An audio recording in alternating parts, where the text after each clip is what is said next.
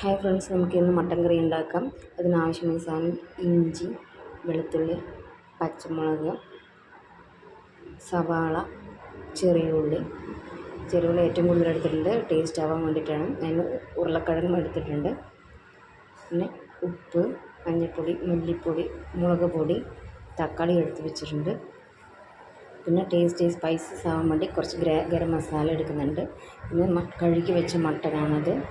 അതിലോട്ട് നമുക്ക് മഞ്ഞൾപ്പൊടി ഇടാം, 2 സ്പൂൺ മല്ലിപ്പൊടി,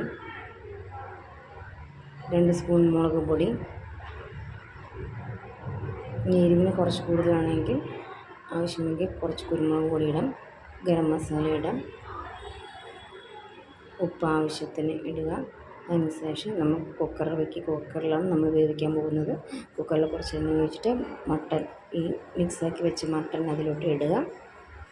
എന്നിട്ട് നന്നായി മിക്സ് ചെയ്ത് വെള്ളം അതിലോട്ട് ഒഴിക്കുക. നമുക്ക് വേറെ വെള്ളം ആഡ് ചെയ്യേണ്ട. ടേസ്റ്റ് കൂടുതലാവാൻ വേണ്ടിയിട്ട് ആവശ്യത്തിന് വെള്ളം മാത്രം ഒഴിച്ചാൽ മതി. പിന്നെ വെള്ളം അതിലോട്ട് ഇറങ്ങും. പിന്നെ അതിൻ്റെ കൂടെ ഉരുളക്കിഴങ്ങ് കട്ട് ചെയ്ത് വെച്ച് ഉരുളക്കിഴങ്ങും ഇട്ടിട്ട് നന്നായി മിക്സാക്കിയിട്ട് അടച്ച് വെച്ച് നന്നായി വേവിക്കുക.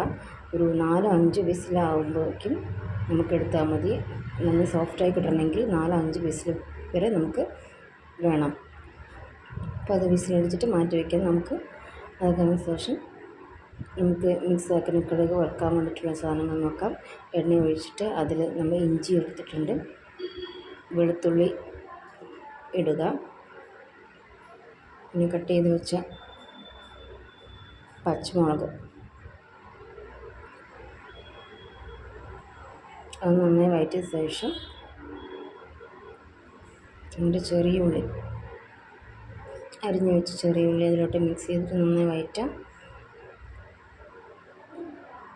സവാള ഇട്ടിട്ട് മിക്സ് ചെയ്യാവുന്നതാണ്.